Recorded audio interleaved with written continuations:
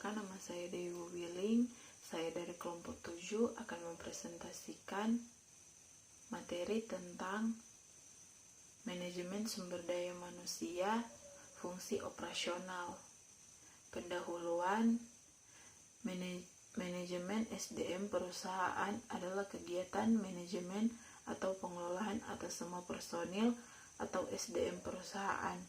Pada perusahaan skala besar, terlebih untuk perusahaan yang memiliki beberapa unit pabrik yang berlokasi di berbagai daerah, untuk setiap pabrik yang ada, diperlukan pengelolaan SDM secara spesifik, sekalipun di perusahaan yang sudah ada manajer departemen operasi atau produksi yang bertugas untuk memimpin aktivitas pabrikasi. Fungsi utamanya terutama berkaitan dengan pengelolaan dan pengembangan produk. Penanganan SDM pabrik perlu ditangani oleh bagian yang secara khusus dan spesifik menangani pemberdayaan SDM. Pada saat yang sama, Departemen Riset dan Pengembangan terutama bertugas untuk menangani kegiatan penelitian pada umumnya dan penelitian untuk pengembangan produk dan produk baru. Desain kerja. Desain pekerjaan berhubungan dengan penentuan spesifikasi tugas-tugas yang terkandung dalam pekerjaan yang harus dilaksanakan seorang tenaga kerja, baik untuk pekerjaan fisik penuh maupun dengan mempergunakan mesin atau peralatan lainnya. Tugas yang harus dilaksanakan oleh tenaga kerja manusia secara kumulatif merupakan sumbangan yang sangat penting bagi kinerja organisasi. Organisasi termasuk organisasi pabrik akan mewujudkan hasil yang optimal hanya jika SDM organisasi atau pabrik itu menjalankan fungsi atau tugasnya dengan baik. Tugas pertama yang harus diselesaikan oleh manajer departemen SDM atau manajer bagian SDM pabrik ialah melaksanakan job analisis dan job description melalui analisis pekerjaan, job analisis, uraian pekerjaan, job description. Kita akan mengetahui unsur, isi, tanggung jawab, syarat-syarat, dan hubungan jabatan itu dengan jabatan lainnya. Apabila perhatian kita fokuskan pada sumber daya manusia dan sistem kerja, yang harus diperhatikan adalah sebagai berikut. 1. Sumber daya manusia dimanfaatkan secara efisien dalam lingkup operasi perusahaan. 2. Sumber daya manusia pabrik memiliki mutu kinerja yang baik sehingga sistem kerja dapat berlangsung sesuai yang direncanakan untuk menghasilkan keluaran yang telah ditargetkan. Fungsi operasional. Pertama, pengadaan fungsi manajemen SDM secara operasional. Yang pertama yaitu sebagai pengadaan seperti apa yang dimaksud. Pengadaan yang dimaksud yaitu pengadaan terhadap tenaga kerja baru atau rekrutmen. Fungsi manajemen SDM sebagai pengadaan menjalankan tugasnya seperti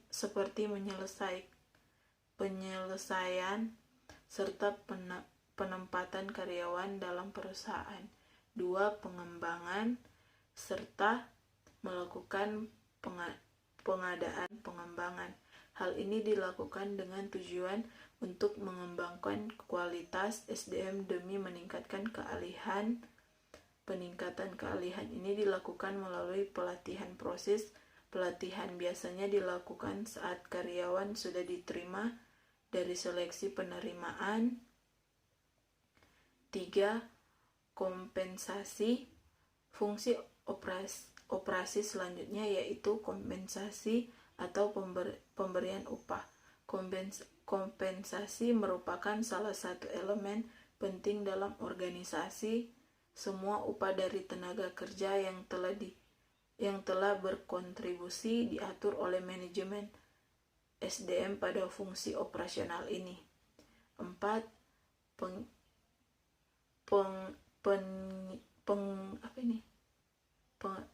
Semua orang berbeda, baik sikap, tindakan, perilaku, pandangan akan pendapat. Perbedaan ini kerap menimbulkan disinterasi sehingga menimbulkan konflik.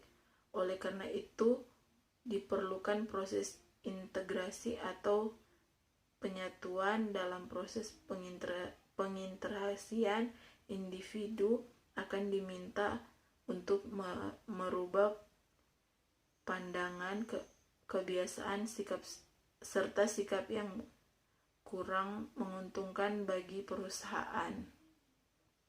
Pemeliharaan. Fungsi selanjutnya yaitu pemeliharaan atau perawatan.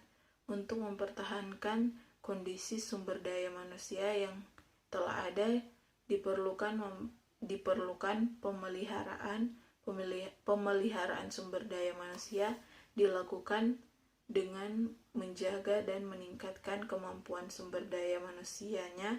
Hal ini dapat dilakukan dengan memberikan pelatihan dan training motivasi. Motivasi sangat penting bagi karyawan agar mereka tetap semangat dalam bekerja. 6. Pemutusan hubungan kerja. Fungsi manajemen SDM secara operasional yang terakhir yaitu pemutusan hubungan kerja. Dalam hal ini, semua pemutusan hubungan kerja baik pemisah, pensiun, atau PHK itu sendiri dilakukan oleh fungsi manajemen SDM. Semua urusan pensiun pegawai yang telah lama berkontribusi pada perusahaan diurus pada definisi ini. Terima kasih. Perkenalkan, nama saya Theophilus Falado. Saya akan melanjutkan presentasi dari teman saya tentang manajemen sumber daya manusia fungsi operasional.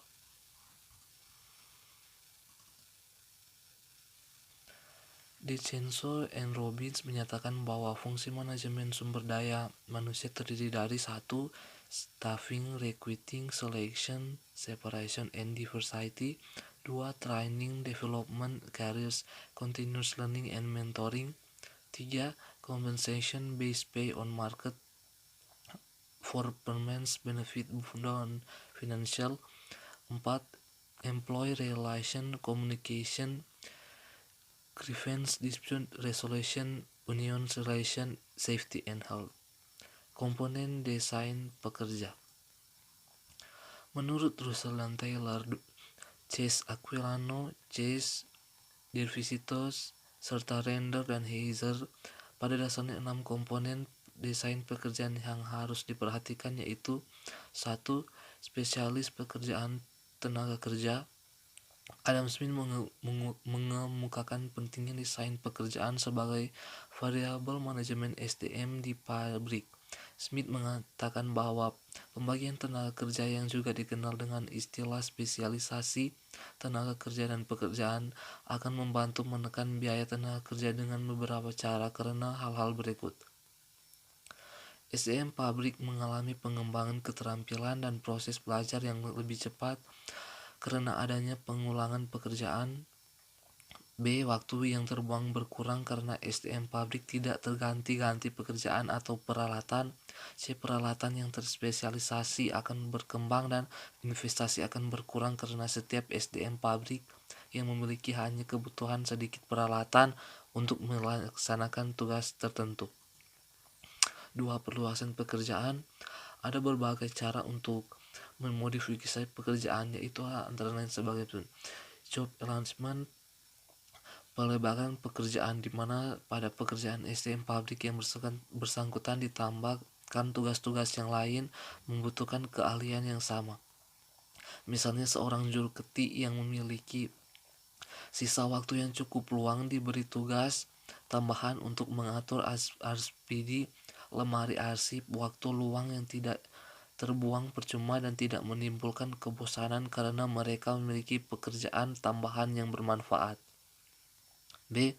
Rotation merupakan versi joblet Ragman yang terjadi bila tidak dilakukan penambahan tugas, tetapi dilakukan dengan cara memutasi SDM pabrik yang bersangkutan sehingga pengalaman pekerjaan lain akan bertambah. SDM pabrik berpindah dari mental. Keterbatasan perluasan pekerjaan itu dapat diidentifikasi sebagai berikut.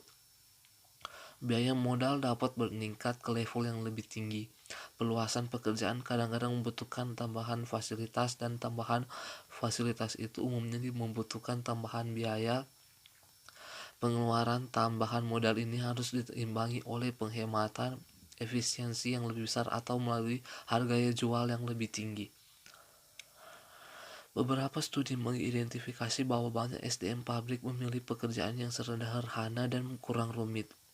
Dengan demikian, tidak semua SDM pabrik sekalipun memiliki prestasi dan motivasi yang tinggi akan senang jika pekerjaannya diperluas. Perluasan itu akan memuaskan SDM pabrik hanya jika mereka juga diberikan tambahan penghasilan,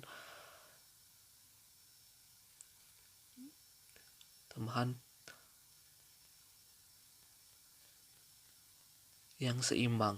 Peningkatan keragamaan tugas pekerjaan akan memiliki makna jika turut meningkatkan mutu kehidupan pekerja. Dibutuhkan tingkat upah yang relatif tinggi. Sumber daya manusia memiliki persepsi umum untuk menerima gaji atau upah yang sebanding dengan prestasi dan keahliannya. SDM yang memiliki prestasi dan keahlian yang lebih tinggi akan selalu mengharapkan upah gaji yang lebih tinggi dari upah gaji rata-rata. Dengan demikian, pekerjaan yang diperluas bagi SDM berprestasi mungkin mengharuskan untuk membayar upah di atas rata. Hal yang dimukakan ini akan menjadi pemicu terhadap naiknya upah gaji ke tingkat yang lebih tinggi dibandingkan dengan sebelum pekerjaan itu diperluas. Ketersediaan tenaga kerja yang memiliki spesifikasi akan berkurang. Pekerjaan yang diperluas memerlukan keahlian dan tanggung jawab yang lebih besar, maka persyaratan SDM yang diperlukan untuk melaksanakan pekerjaan itu akan turut meningkat. Hal ini dapat menjadi hambatan dalam rekrutmen, di mana perusahaan mungkin sulit menemukan SDM yang memenuhi syarat. Dengan demikian, pengayaan pekerjaan ini tergantung pada ketersediaan tenaga kerja. Keenam, butir di atas menimbulkan hambatan bagi perluasan pekerjaan.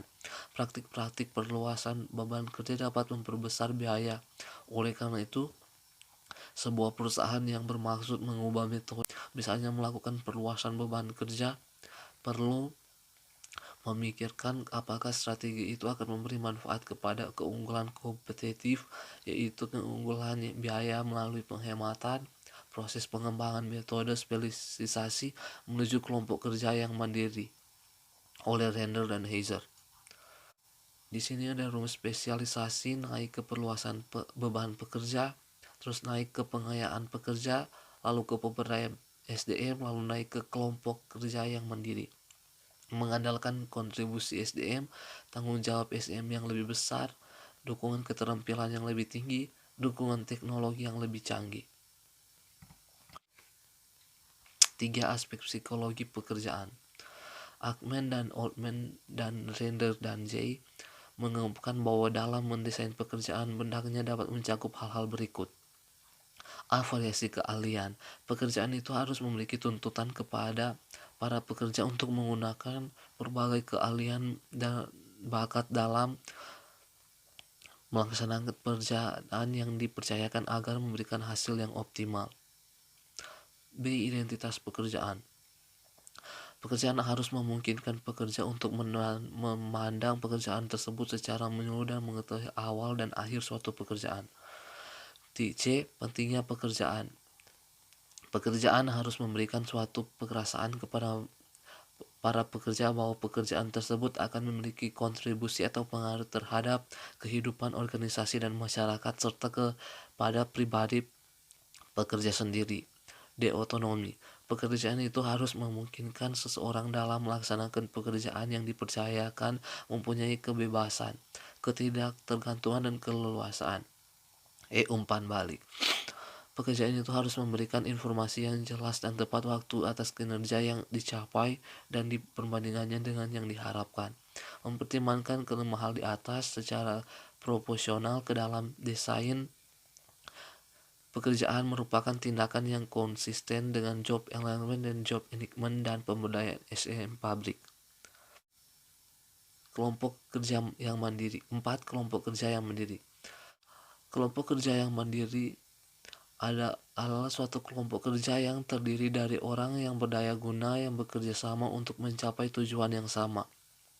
Kelompok-kelompok kerja ini dapat dikelola untuk tujuan-tujuan jangka pendek maupun tujuan jangka panjang perusahaan. Untuk memaksimalkan efektivitas kelompok, manajer tidak hanya membentuk kelompok, tetapi para manajer juga harus memastikan bahwa mereka yang diakui kontribusinya dimasukkan ke dalam kelompok.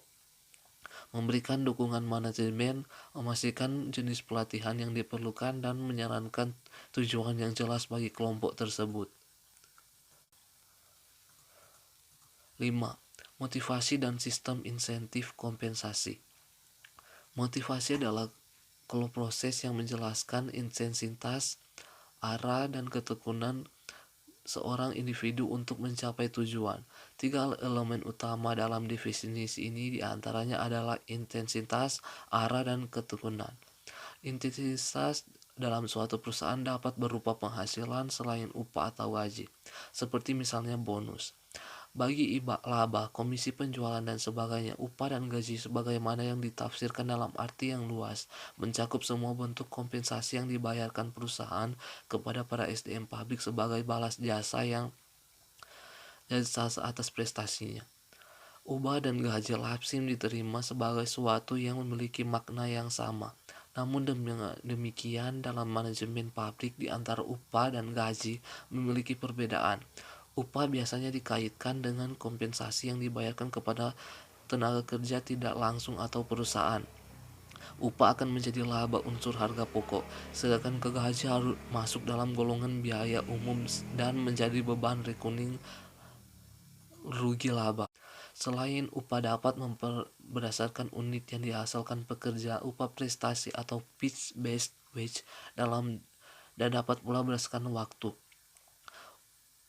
Upah waktu atau time-based wage, satuan waktu yang lazim digunakan ialah harian, mingguan, atau bulanan. Prestasi dasar bisa dihitung dengan menggunakan waktu standar sebagai pembagi bertahap jam kerja yang ia pakai untuk menghasilkan produk tertentu. Misalnya, pabrik X menentukan waktu standar mencetak sebuah batako secara manual adalah 30 detik. Maka prestasi standar selama 7 jam kerja efektif per hari adalah 7 jam kali 60 menit kali 60 detik. Jadi 30 detik sama dengan 840 buah per hari.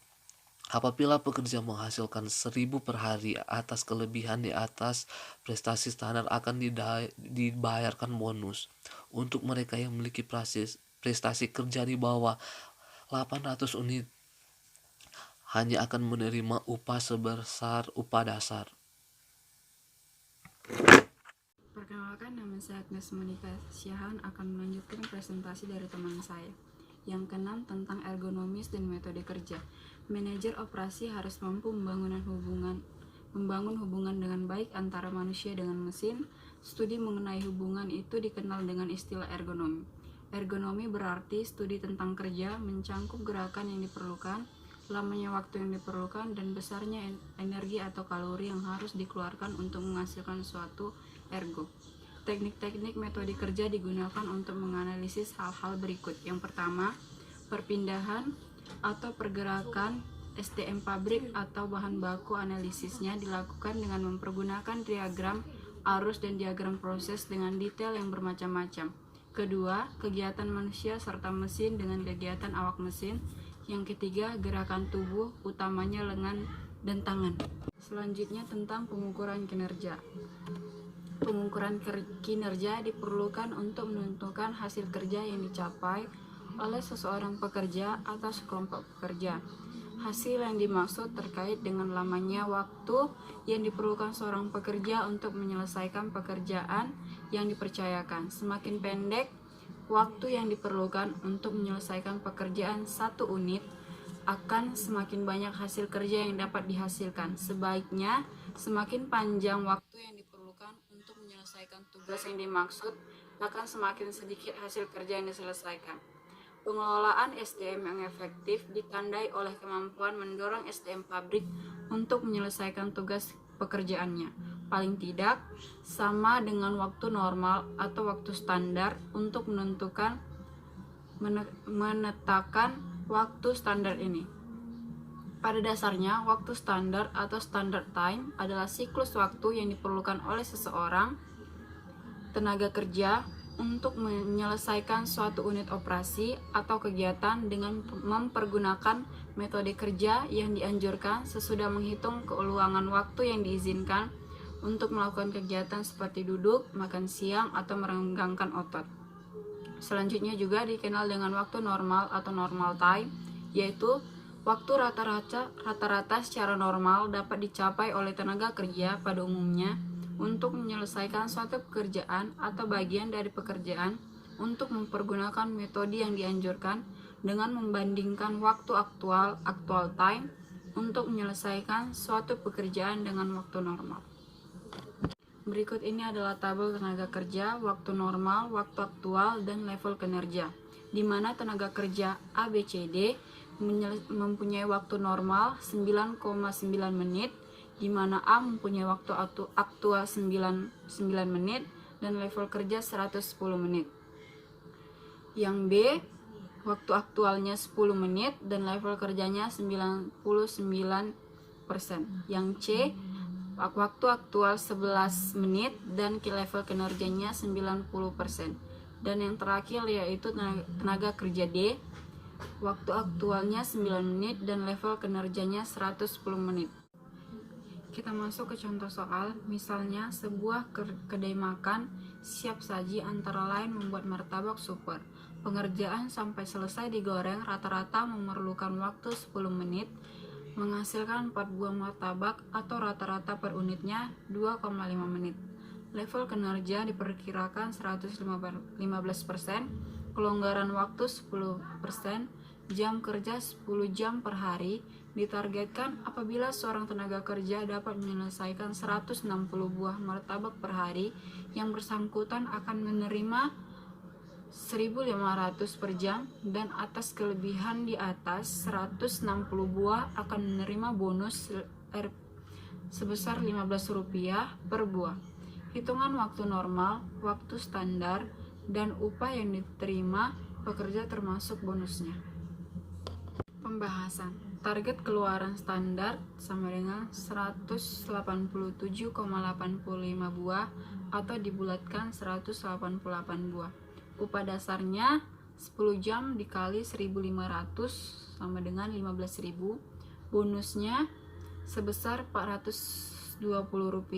Upah termasuk bonusnya Rp15.420. Kesimpulan, pengelolaan sumber daya manusia yang dipekerjakan di unit pabrikasi sangat penting sekali. Artinya, mereka akan menerima penghasilan yang akan diperhitungkan sebagai bagian dari harga pokok produksi. Dengan demikian, faktor efisiensi, efektivitas, ekonomis, dan produktivitas mereka akan berdampak langsung pada keunggulan perusahaan. Untuk itu, perlu dilakukan pendesainan pekerja yang diselesaikan melalui pelaksanaan job analysis, job description, dan job specification. Desain kerja yang baik akan melahirkan metode kerja yang sesuai dengan kodrat tenaga kerja manusia. Manajemen perlu mengetahui waktu aktual, waktu normal, dan waktu standar penyelesaian sebuah pekerjaan. Dari waktu standar akan diketahui target keluaran standar, anggaran upah standar, dan bonus. Sekian dan terima kasih.